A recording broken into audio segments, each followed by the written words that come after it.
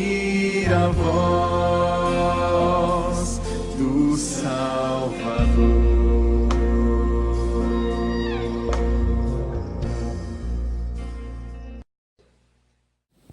Lucas capítulo 12, a partir do versículo 13.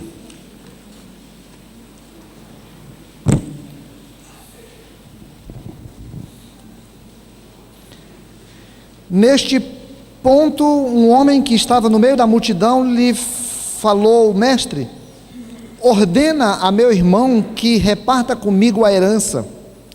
Mas Jesus lhe respondeu: Homem, quem me constituiu juiz ou partidor entre vós? Então lhes recomendou: Tende cuidado e guardai-vos de toda e qualquer avareza, porque a vida de um homem não consiste na abundância dos bens que ele possui.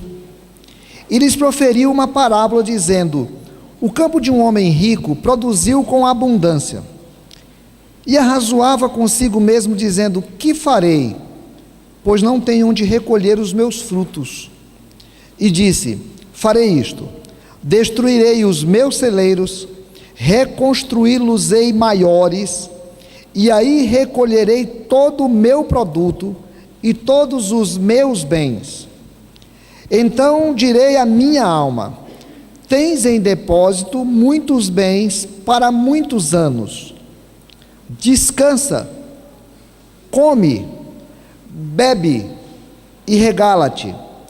Mas Deus lhe disse: Louco, essa noite te pedirão a tua alma, e o que tens preparado, para quem será? Assim é o que entesoura para si mesmo e não é rico para com Deus.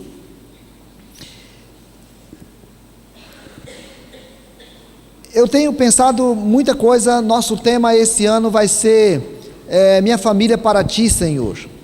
Então eu tenho pensado e estudado, lido e tentado pensar uma série para ser pensada durante o ano, e pensado retiro e avaliado muita coisa, e fico me perguntando o que nós vamos fazer especialmente com os nossos filhos, porque com a gente já pouco há que se fazer, especialmente alguns que já estão mais por fim, né? Alguns já não tem muito o que ser feito. O que nós vamos fazer com os nossos filhos? O que nós vamos ensinar aos nossos filhos? O que a gente tem para poder dar aos nossos filhos? O que os nossos filhos vão ter como valores de vida para frente? E aí eu já tenho que parar para pensar o que meus pais me ensinaram e o que eu ensinei às minhas filhas, já que minhas filhas são jovens e já adultas, na era já vai casar. O que eu vou ensinar aos meus netos? O que você tem ensinado aos teus filhos? O que você tem ensinado aos teus netos? O que você tem ensinado para ti? O que é a essência da vida? O que é a coisa principal da vida? Eu vou usar uma estrutura diferente hoje, da forma de comunicar com você, porque é uma parábola e a parábola exige que a gente explique algumas coisas mais específicas. Mas eu queria lembrar que aqui eles estão discutindo no capítulo 12, há uma discussão aqui sobre o cuidado que Jesus fala: toma cuidado com aquelas pessoas que são capazes de matar a alma. Elas vivem dentro dos templos, vivem dentro das igrejas, dentro da religião, mas elas são capazes de matar a alma. E Jesus fala: então toma cuidado com eles, são religiosos, mas eles são perniciosos. E aí aparece do meio aqui um rapaz. Esse rapaz conversa com Jesus e diz assim: mestre, ou rabi. Os rabis eram intérpretes da lei. Israel não fazia muito essa diferença entre lei civil e lei religiosa. Israel tinha uma percepção do todo. Então ele chama aquele mestre e diz assim: mestre ou rabi, ordena ao meu irmão. Veja que ele já está com a coisa definida. Ele não está pedindo a opinião. Ele sabe o que é o correto, ele sabe o que é o direito dele, e porque ele sabe que é o direito dele, ele diz assim: ordena ao meu irmão que me dê a minha parte da herança. A herança era dada como um todo, ela ficava como um todo, e os irmãos tinham direito, se eles quisessem, eles podiam se dividir, eles podiam se separar, mas eles poderiam permanecer unidos. Mas aquele irmão não estava ali, ninguém sabe se ele já tinha brigado com seu irmão, ninguém sabe se já havia um litígio ali. O que se sabe é que ele está querendo se separar do seu irmão. Então ele diz: eu quero a minha parte na herança. Agora, o meu irmão precisa que alguém ordene isso.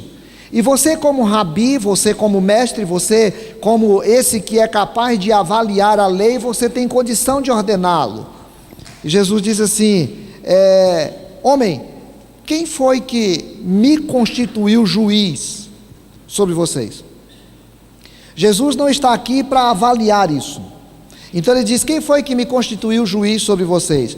E quem foi que me constituiu partidor sobre vocês? Eu não vim avaliar isso na vida de vocês. Eu estou aqui com um outro papel.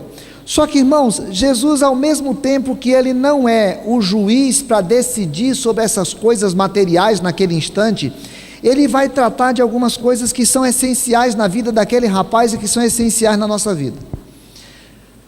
Nós vamos viver sempre um conflito existencial, que é esse conflito entre a materialidade e a espiritualidade. Nós vamos viver sempre um conflito entre aquilo que é visível e aquilo que é invisível. Nós vamos viver sempre um conflito sobre o que é prioridade para nós.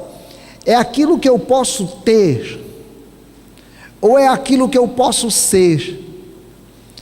Nós vamos sempre ficar nessa tensão, porque essa tensão é a tensão do ser humano.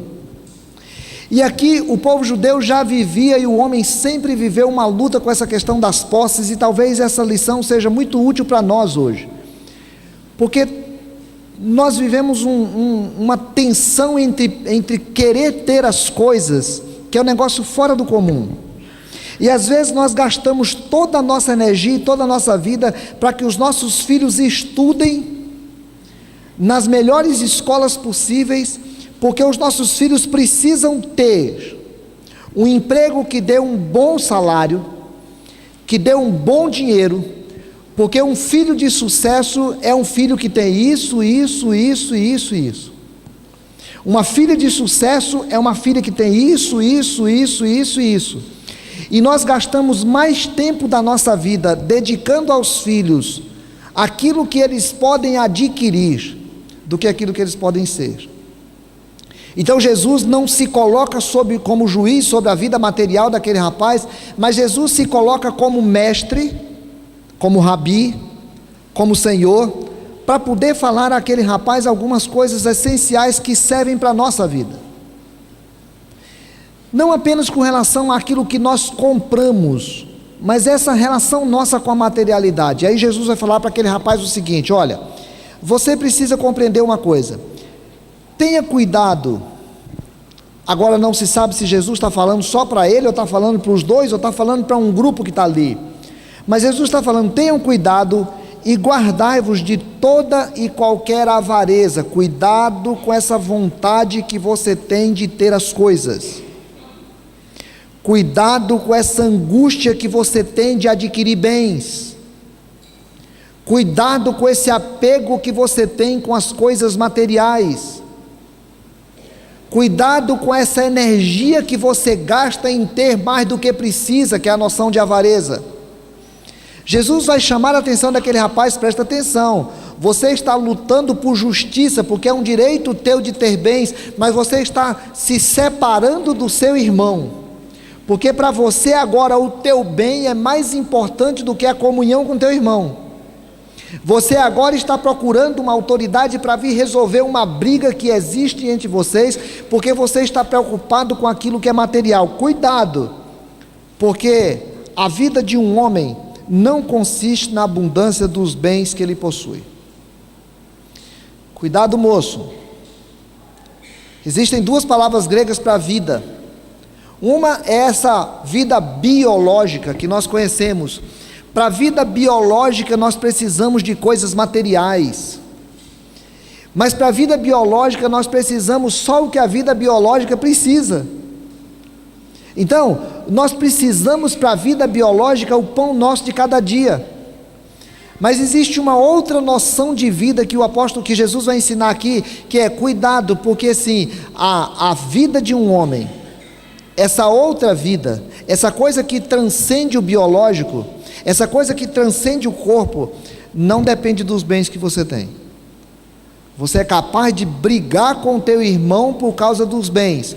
Os bens servem para o que é biológico, mas o relacionamento com o irmão é alguma coisa que transcende isso. E agora Jesus vai dar uma lição. Primeiro ele faz essa pontuação, cuidado. E aí ele vai trabalhar uma história. Ele diz assim: eu vou contar para vocês uma parábola. O campo de um homem rico produziu com abundância. Que legal. Aquele homem plantou um campo e o campo produziu mais do que ele esperava. Ele tinha celeiros para guardar o alimento que ele era capaz de produzir, mas o campo produziu muito mais do que ele esperava. E aí ele parou para pensar consigo mesmo. É interessante que nessa história, esse homem aparece sozinho, e é uma parábola, e Jesus quer enfatizar essa história dele ser sozinho mesmo. Então o homem para e vai conversar consigo mesmo. Ele não tem ninguém para conversar, ele não tem ninguém para perguntar, ele não tem ninguém para avaliar agora. Ele tem que parar para avaliar consigo mesmo. Ele para e diz assim: o que farei? Pois não tenho onde recolher os meus frutos. Presta atenção nesse pronome possessivo, tantas vezes que aparece. Eu não tenho onde guardar os meus frutos. E aí ele mesmo conclui, ele não pediu a opinião de ninguém, mas ele mesmo conclui. Ele diz assim: farei isso, destruirei os meus celeiros, reconstruí-los-ei maiores, e aí recolherei todo o meu produto e todos os meus bens. Eu converso com a minha alma sobre os meus bens, os meus produtos, os meus celeiros, o que eu vou fazer, porque eu sou alguém que olho para dentro de mim mesmo e digo para a minha própria alma. Depois o texto vai dizer assim, que então direi à minha alma: tens em depósito muitos bens para muitos anos, descansa, come, bebe e regala-te. Esse é um homem que vive em função de si mesmo. A alegria desse homem consiste em ter, a alegria desse homem consiste em adquirir. Esse homem vive para conseguir as coisas. Esse homem está agora com o seu valor de vida absolutamente definido. Eu produzi, eu tenho, tudo que é meu, está aqui. Então eu produzi, eu tenho e eu decido o que fazer. Eu vou pegar, vou construir, vou guardar, porque é muito importante que eu tenha mais. Jesus está tratando da possível avareza daquele rapaz. A avareza é essa vontade que a gente tem de ter aquilo que nós precisamos e ter muito mais do que precisamos. A avareza é essa visão que o homem adquire de que a coisa mais importante que ele tem é poder juntar coisas, ganhar coisas, independente dos outros. Ele não tem que se preocupar com os outros, ele não se preocupa se tem outras pessoas perto, ele não se preocupa se tem gente para ajudar, ele não se preocupa com nada, ele está se preocupando apenas em juntar coisas. E aí Jesus fala: cuidado, porque esse é um valor de vida que você adquire para ti, que é muito perigoso. Aqui tem um joguinho de palavras. Eu nunca gosto de citar essas palavras aqui, mas eu queria citar hoje, e queria pedir desculpa para você, porque é uma brincadeira que é feita de palavras aqui. Jesus usa uma expressão: eu quero produzir muito bem. Quando ele diz: eu vou produzir bastante, o meu campo produziu bem, eu estou feliz porque o meu campo produziu bem, ele usa uma palavra em grego dizendo euforeu. Depois, quando ele diz: agora olha para a tua alma e se diverte bastante, ele usa eufraino ou eufraino. Então fica euforeu e eufraino. Agora Deus olha para ele e diz: você é um afron, ou você é um louco. Você olha e diz assim: eu produzi bem, eufroeu, eu agora estou feliz, eufraino. Aí Jesus olha para ele e fala assim: você é um afrano, ou afron, você é um doido, você é um abestado, Você acha que quando você conseguir produzir todas as coisas, agora você está feliz. Você acha que quando você tiver algo, agora você pode fazer festa. Você é doido. Você imagina que porque conseguir um carro, agora está legal. E você olha para o carro e diz: esse é o meu carro. Você é doido. Você acha que porque agora conseguiu um marido ou uma esposa, agora você conseguiu grandes coisas. Você é doido. Quando você olha para essa mulher e diz: é minha esposa, é meu filho, é meu marido, é minha igreja, é minha casa, é meu apartamento, é meu alguma coisa. Cuidado, porque isso é loucura. Quando você se fixar em coisas materiais, presta atenção, porque você pode estar cometendo uma loucura. Porque Deus vai chegar hoje à noite sobre a tua vida e vai chegar e vai dizer assim: eu quero hoje a tua alma. Porque o judeu precisava compreender aquele princípio, e Jesus queria que eles pudessem trabalhar também, que era a ideia de que a alma não era uma coisa deles, a vida não era deles, era dada por Deus, e Deus um dia a requer de volta. O homem precisava compreender, ainda que ele estivesse dizendo: os meus bens, os meus celeiros, a minha alma, o homem não tem nada. O homem não tem nada. Eu não tenho esposa, eu não tenho filhos, eu não tenho casa, eu não tenho carro, eu não tenho nada. Eu não tenho nada. Quando Deus me der alguma coisa a mais, não é para que eu junte em celeiros e guarde, é para que eu aprenda a fazer disso um instrumento da bênção de Deus. Deus me abençoou com mais do que eu preciso, e eu preciso aprender a compartilhar, porque Jesus diz assim: você pegou e guardou tudo isso para quem? Agora hoje eu vou requerer a tua alma e nada mais vai ser teu, porque você morre hoje e tudo o que você fez acabou. Tudo o que você fez acabou. Então, eu queria deixar 3 lições aqui para nós, para a gente encerrar. A primeira é: nem sempre aquilo que é justo é o melhor. Irmãos, cuidado. Cuidado. Eu sou capaz de bater em alguém por algo que é justo? Eu sou capaz de brigar com alguém por algo que é justo? Eu sou capaz de romper com meu irmão por algo que é justo? Eu sou capaz de abrir mão de coisas essenciais por algo que é materialmente justo? Cuidado. A Bíblia fala que a gente tem que tomar cuidado para não ser excessivamente injusto. Às vezes, nós estamos dispostos a abrir mão de coisas essenciais por causa de matéria. Cuidado. Jesus fala para aquele rapaz: quem foi que me colocou como juiz de vocês? Cuidado, rapaz. E quem foi que me colocou como divisor de vocês? Cuidado. Você está sendo capaz de brigar com o teu irmão por causa de uma coisa material? Essa semana eu me aborreci muito com alguém. Me entristeci, na verdade. Mais do que me aborreci, eu me entristeci. Por causa de R$1.500. Porque era um negócio que eu não precisava pagar, que não era responsabilidade minha pagar, mas a pessoa contou que precisava que eu pagasse.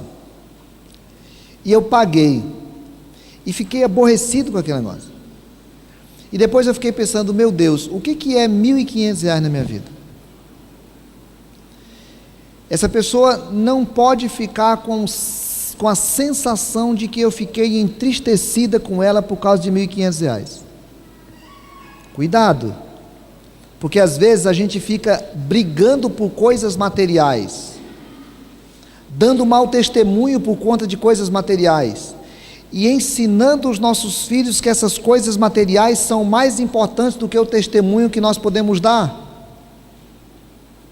Irmãos, cuidado, para que nós não queiramos na ânsia de ser justos, abrir mão das coisas essenciais por causa daquilo que nós consideramos justos. Nem sempre o que é justo é melhor. Por isso Jesus diz assim: se alguém te roubar a capa, dá a túnica também, ou o contrário, não sei qual que é a regra lá.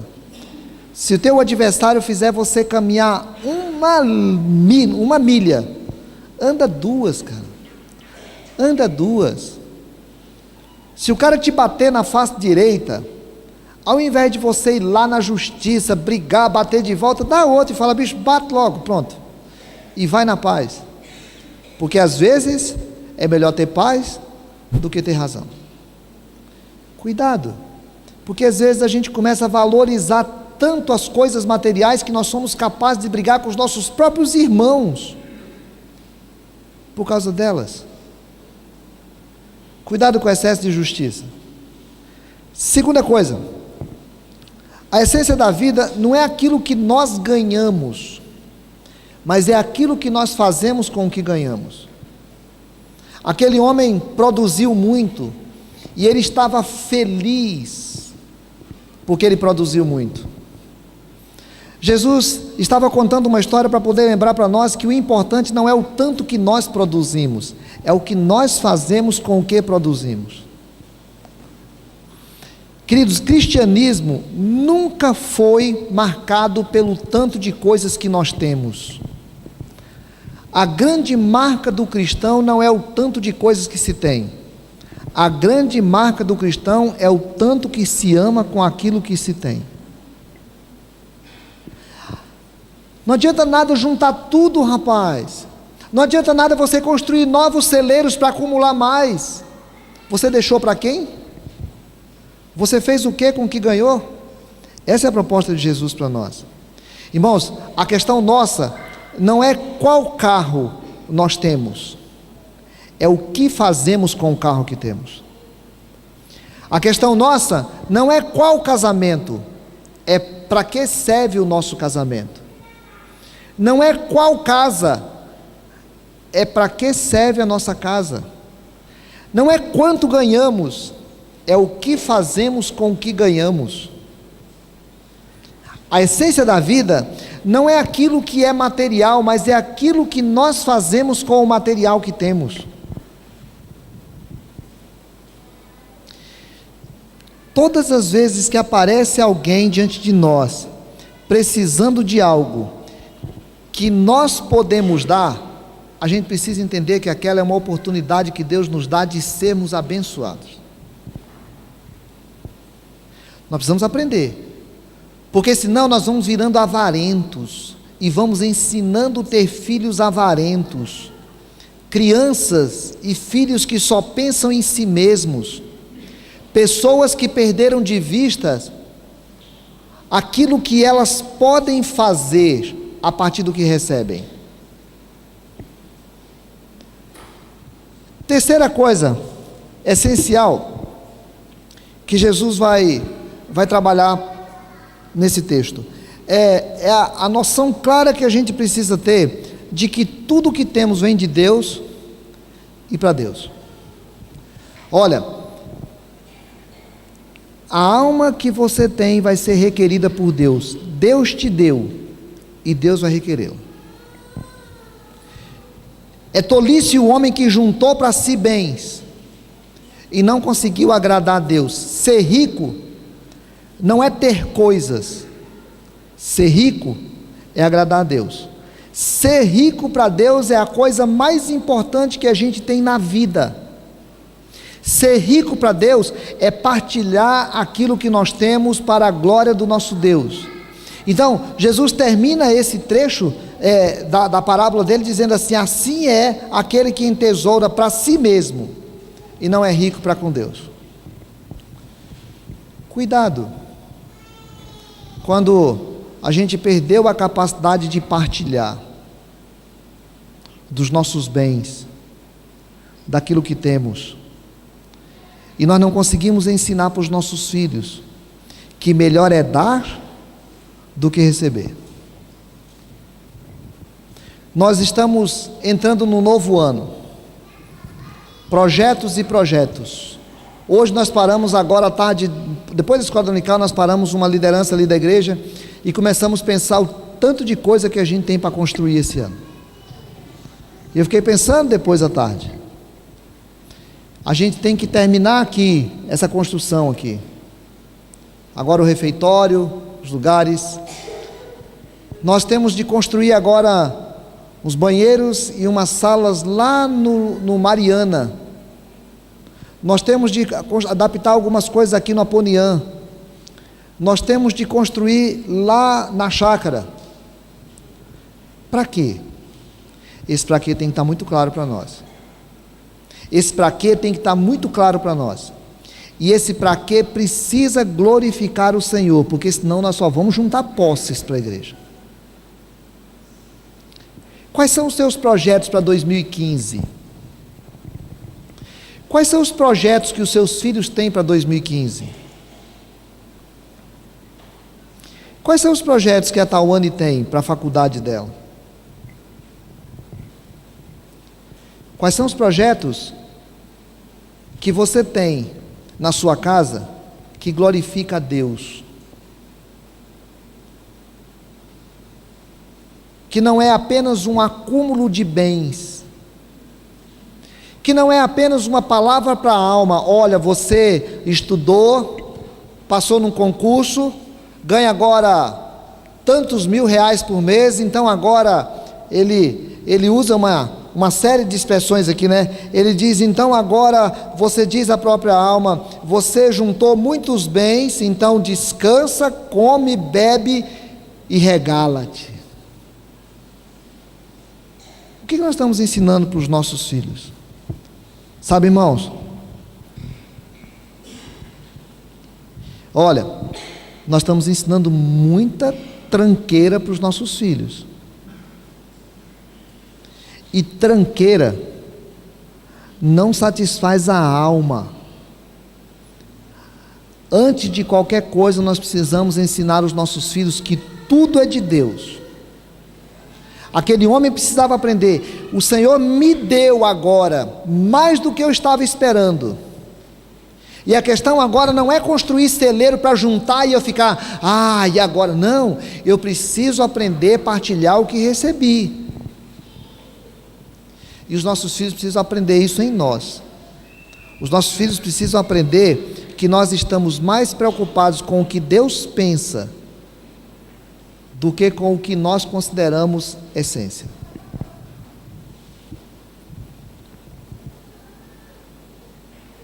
Eu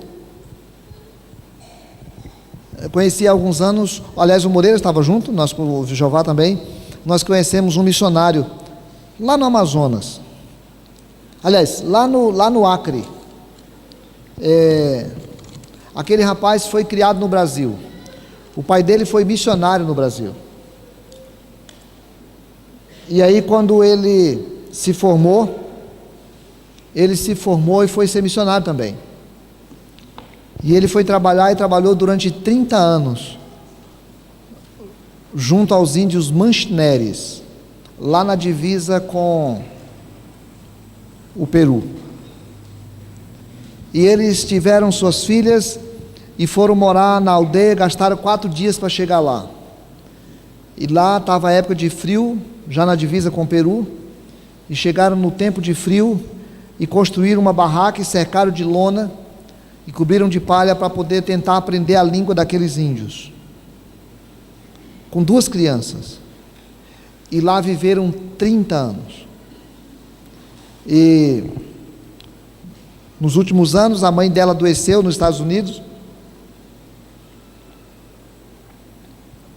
e ela teve de voltar para lá para cuidar da mãe.